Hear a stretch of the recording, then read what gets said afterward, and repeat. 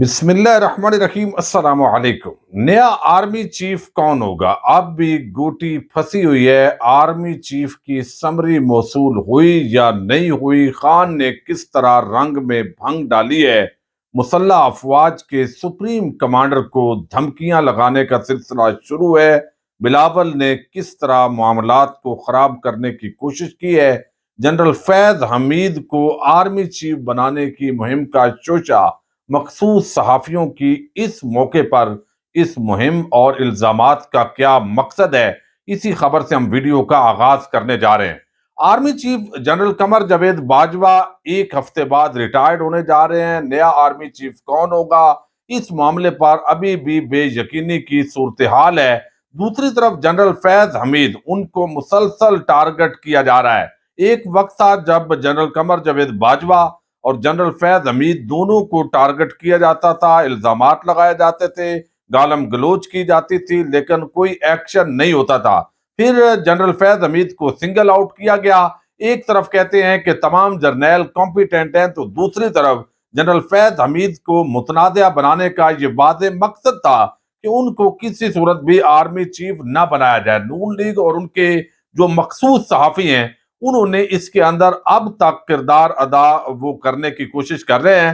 ابھی بھی ایک ایسا شوشہ چھوڑا گیا ہے جو آپ کے سامنے رکھنا ضروری ہے۔ اب یہاں پر بتایا گیا جی، ایک ویب سائٹ ہے دا پاکستان اردو، اور وہاں پر یہ نون لیگ کے صحافی اس کو پھیلا رہے ہیں۔ یہ بات بڑی عام ہے۔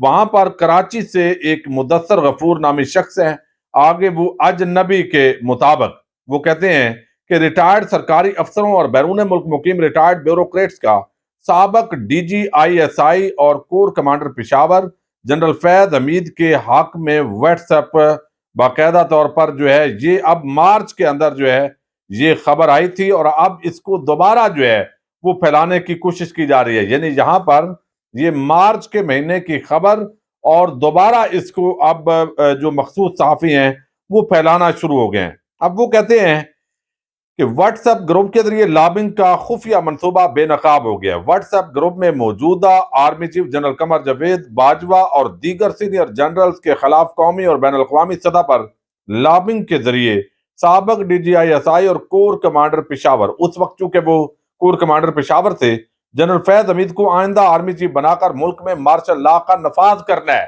اب یہ دیکھیے، مارچ کے بعد اپریل کے اندر رجیم چینج آپریشن ہوا، اور یہ جو کھاؤ قبیلہ ہے یہ اس قوم پر مسلط کیا گیا، لیکن اب اس خبر کو اس طریقے سے ظاہر کرنا کہ جیسے یہ ایک منصوبہ تھا اور اس منصوبے کو ناکام بنانے جا رہے ہیں نواز شریف اور آصف زرداری، یہ اصل میں وہ ٹولہ ہے۔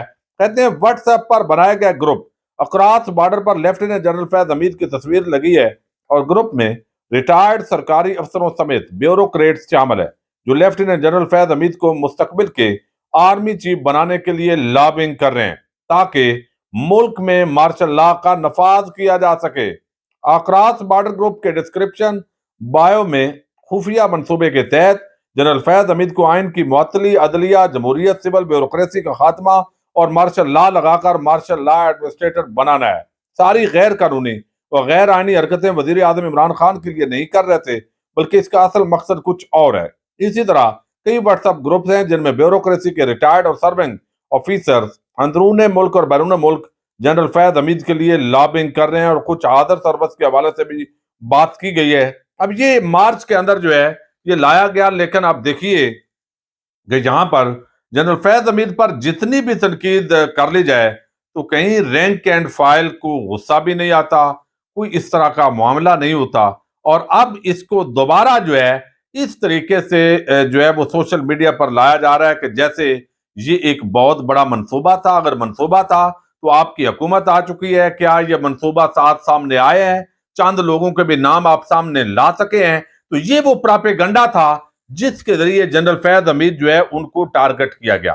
اب گزشتہ روز جو ہے یہ بڑا عام معاملہ ہے کہ آپ نے دیکھا بلاول زرداری، وہ جس طریقے سے ان سے ایک سوال کیا گیا چند دن پہلے کہ جناب یہ نیا آرمی چیف کا جو تعیناتی ہے اس حوالے سے آپ کیا کہتے ہیں، تو انہوں نے کہا جی آرمی چیف کی تقرری سے ہمارا کیا تعلق ہے، وزیر خارجہ ہوں، وزیر خارجہ کا اس کے ساتھ تعلق نہیں ہوتا، لیکن آپ دیکھیے کہ ابھی جو ہے وہ کس طریقے سے انہوں نے جو ہے وہ دھمکی دی ہے سپریم کمانڈر اب مسلح افواج جو صدر علوی ہیں ان کو، اور جو کہ صدر کی حیثیت سے وہ مسلح افواج کے سپریم کمانڈر ہیں، تو ایک طرف آرمی چیف پر تنقید ہوتی ہے اس معاملے کے اندر، تو پھر سوال بھی پوچھا جاتا ہے، پھر معافیاں بھی مانگتے ہیں، پھر بوٹ پالش بھی کرتے ہیں، ناک بھی رگڑتے ہیں، اور یہ بلکہ جو وزراء ہیں ان کو مستعفی ہونا پڑتا ہے۔ اعظم نذیر تارڑ جو ہے وہ ایک سیمینار میں شریک تھے، انہوں نے نعرہ نہیں لگایا لیکن ان کو استعفیٰ دینا پڑا ہے، لیکن یہاں پر جو ہے وہ لگتا ہے کوئی پوچھنے والا نہیں ہے۔ اب سمری ابھی آئی نہیں، سمری ابھی روکی نہیں، لیکن پہلے سے ہی اس طرح کی فضا بنائی گئی کہ جناب سمری آئے گی اور صدر روک دے گا۔ اب صدر کو یہ کہہ دیا گیا ہے کہ آپ نے روکی تو آپ کو ایسا کر دیا جائے گا۔ بھئی آپ کیا کر سکتے ہیں؟ امپیچمنٹ آپ کر نہیں سکتے صدر پاکستان کی، چونکہ آئینی طور پر اتنے بندے ہی آپ کے پاس اویلیبل نہیں ہیں، تو آپ حکومت آپ سے چل نہیں رہی۔ اب یہاں پر جو ہے وہ صدر علوی کے لیے بلاول کہتے ہیں کہ صدر علوی کے لیے آخری موقع ہے، آرمی چیف کی تعیناتی میں گڑبڑ کرنے کی کوشش کی تو انہیں یہ بھگتنا پڑے گا۔ بھائی کیا پدی کا شوربہ، آپ کیا کر سکتے ہیں صدر کو؟ آپ کی حکومت جو ہے وہ دو ووٹوں کی، جو پی ڈی ایم کے دو ووٹ ہیں ان کے سہارے پر، پی ٹی ایم کے ان کے سہارے پر وہ کھڑی ہے، اور آپ دھمکیاں لگا رہے ہیں۔ آپ نے ملک کو دیوالیہ پن کے قریب پہنچا دیا ہے، معاشی بربادی کی آپ نے 7 مہینے کے اندر۔ آپ پاکستان میں ٹکتے ہی نہیں ہیں، سیر سپاٹے آپ کر رہے ہیں، موجیں لگی ہوئی ہیں، این آر او لے لی ہے اربوں خربوں روپے معافی کروا کے، پھر بھی آپ تڑیاں لگا رہے ہیں صدر پاکستان کو۔ اب اس پر جو ہے وہ تبصرے لوگ کر رہے ہیں، صابر شاکر نے بھی کیا ہے، وہ کہتے ہیں صدر مملکت اور مسلح افواج کے سپریم کمانڈر کو دھمکیاں دینا انتہائی خطرناک ہے۔ صدر علوی انتہائی اپ رائٹ شخصیت ہیں، وہ شریف ضرور ہیں، بزدل نہیں۔ اس سے پہلے بھی انہیں کئی بار دھمکانے کی کوشش کی گئی لیکن وہ آئین کے ساتھ جڑے رہے۔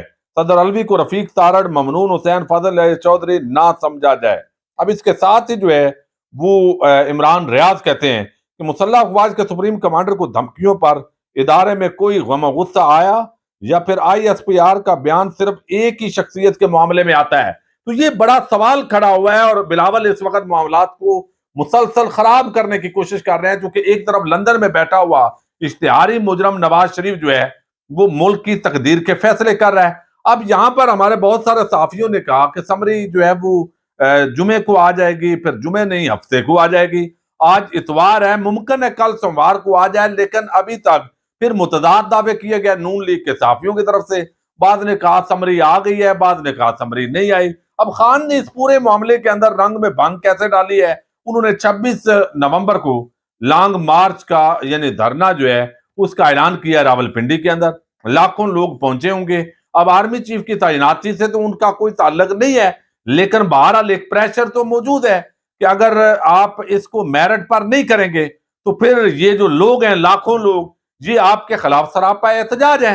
پہلے دن سے جو اسٹیبلشمنٹ ہے وہ بھی نہیں چاہتی کہ ہمارا آرمی چیف متنازع ہو، وہ بھی چاہیں گے کہ ہم سیاست سے نکلیں تاکہ ہمیں یہ تسلیم کریں دونوں فریقین کہ بھئی آپ واقعی آپ سیاست سے نکل گئے ہیں، میدان میں مقابلہ ہو الیکشن کے ذریعے۔ تو گوٹی جو ہے وہ ابھی تک پھنسی ہوئی ہے۔ ایک شخصیت جو ہے ذرائع دعویٰ کر رہے ہیں، ایک شخصیت، ان کا نام سمری میں ڈالنا ہے، سمری میں نام نہیں ہونا چاہیے، یا وہ ریٹائرڈ ہو جائیں۔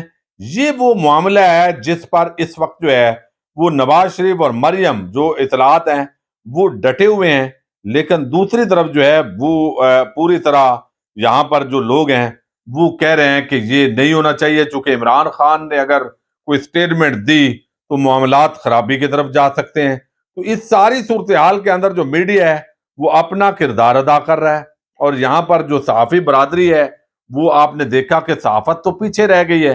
تو ابھی تک گوٹی پھنسی ہوئی ہے، غیر یقینی صورتحال ہے، کل سمری آتی ہے نہیں آتی، اگلے 2-3 دن کے اندر بہرحال یہ فیصلہ ہونا ہے، اور اس کے اندر جو ہے وہ اگر ایک طرف اگر ایک شخصیت آتی ہے تو شاید عمران خان ناراض ہوں، اور ادارہ بھی نہیں چاہتا کہ اس طریقے سے معاملات کو آگے لے کر چلا جائے، اور دوسری طرف ہوں تو ایک مجرم لندن میں بیٹھا ہوا وہ ناراض ہو سکتا ہے۔